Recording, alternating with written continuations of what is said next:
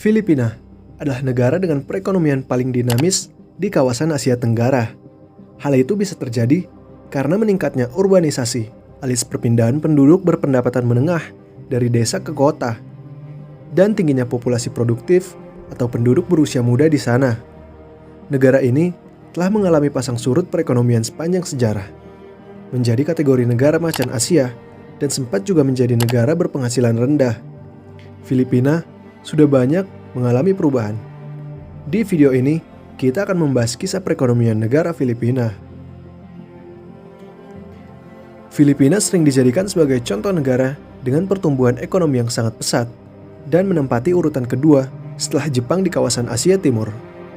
Di era tahun 1960-an, ketika Korea Selatan masih menjadi negara yang bertumpu pada ekonomi di bidang pertanian, Filipina justru menjadi negara yang terkenal dengan kekuatan industrinya. Mereka memproduksi barang-barang konsumsi, barang mentah yang dikelola di industri manufaktur, dan berbagai pabrik elektronik seperti pabrik televisi dan peralatan rumah tangga. Tapi di era 1970-an hingga 1980-an, perekonomian Filipina menurun. Sementara tetangganya yaitu Jepang, Korea Selatan, dan Taiwan mengalami pertumbuhan yang sangat eksponensial. Alasan utama di balik penurunan ini adalah kebijakan negara Filipina yang terlalu protektif. Setelah Perang Dunia Kedua, jumlah impor barang Filipina meningkat drastis, sementara jumlah ekspor sangat menurun. Kejadian ini yang kemudian memaksa negara untuk mengikuti kebijakan yang sangat proteksionis. Karena kebijakan itu, mereka kehilangan banyak kesempatan investasi dari luar negeri selama periode itu. Alasan lain adalah banyaknya kerusuhan politik, sosial, dan korupsi yang terjadi. Semua ini menjadikan Filipina jatuh dari kedudukan macan Asia. Tetapi di awal 2000-an, ekonomi Filipina mulai tumbuh lagi.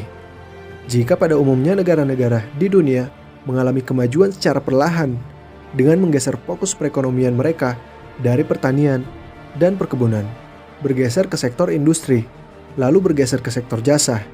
Lain halnya dengan negara Filipina ini. Sektor jasa sudah sangat berkembang sejak awal 1980-an. Dari yang semula hanya berkontribusi 36% pada PDB negara, meningkat menjadi lebih dari 60% saat ini. Sektor jasa saat ini sudah menyerap 56% tenaga kerja. Sudah lebih banyak daripada sektor perkebunan dan industri jika digabungkan. Alasan utama di balik tumbuhnya sektor jasa adalah karena Filipina merupakan bekas jajahan Amerika Serikat. Budaya Amerika Serikat sangat mempengaruhi kebudayaan di negara ini.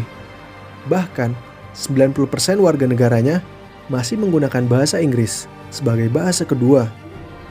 Kemiripan budaya inilah yang menjadi poin plus bagi negara ini untuk menyediakan layanan jasa dan ternyata jauh lebih murah daripada layanan yang disediakan negara-negara barat.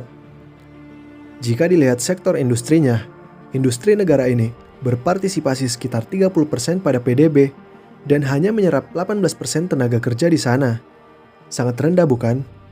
Ini terjadi karena faktor geografi negara Filipina. Wilayah negara ini tersebar menjadi 7.000-an pulau. Ini membuat transportasi sangat sulit dan lahan untuk pembangunan pun menjadi sangat terbatas.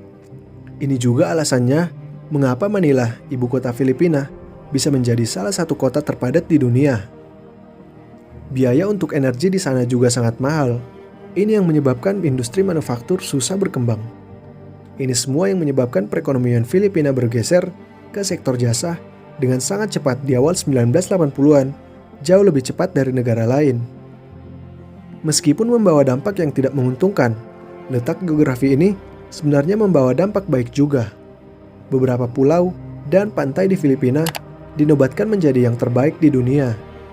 Negara ini juga menjadi rumah bagi keajaiban-keajaiban alam terkenal di dunia, seperti sungai bawah tanah dan teras ring sawah yang menakjubkan. Mereka juga punya banyak spot diving yang sangat terkenal dengan kekayaan keanekaragaman hayati dan banyak hal lagi yang sangat menguntungkan bagi pariwisata. Para pengamat memprediksi kalau sektor pariwisata akan menjadi sektor utama ekonomi mereka di masa depan. Alasan lain adalah karena negara ini memiliki sistem pendidikan yang sangat baik dan cocok bagi pelajar yang datang dari berbagai negara. Lalu sekarang, apa tantangannya? Dibandingkan dengan negara-negara lain, tingkat FDI atau investasi asing di Filipina sangat rendah. Ada banyak alasan seperti kualitas infrastruktur yang masih buruk, juga beberapa kebijakan ekonomi yang justru mempersulit perusahaan yang ingin membuka bisnis di negara ini. Filipina hanya menempati urutan ke-95 negara dengan kemudahan berbisnis. Lalu bagaimana dengan kekuatan negara Filipina, yaitu sektor jasa? Sektor ini juga menghadapi tantangan, karena seperti yang kita tahu, berbagai perusahaan di seluruh dunia sekarang sudah mulai mengandalkan bantuan artificial intelligence.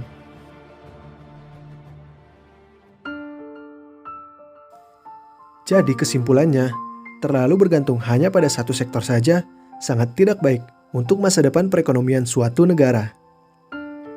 Lalu, jika kita lihat situasi sekarang, lockdown sangat memperburuk perekonomian domestik negara Filipina. Masyarakat Filipina masih sangat tergantung pada penggunaan uang tunai. Sebagian besar masih belum punya akun bank, apalagi dompet digital atau alat pembayaran lain. Ini menyulitkan pemerintah memberikan stimulus atau bantuan ekonomi kepada orang-orang di sana.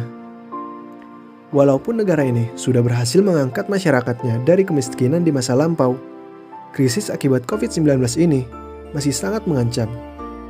Bisa meningkatkan angka kemiskinan dan ketimpangan pendapatan masyarakat kota dan pedesaan, yang tentunya tidak baik bagi perekonomian secara mikro dan makro. Jadi, mari kita lihat apakah kedepannya negara ini akan semakin terpuruk atau justru berhasil bangkit menjadi kekuatan ekonomi di kawasan Asia. Jika kalian suka konten ekonomi seperti ini, jangan lupa subscribe dan bagikan video ini.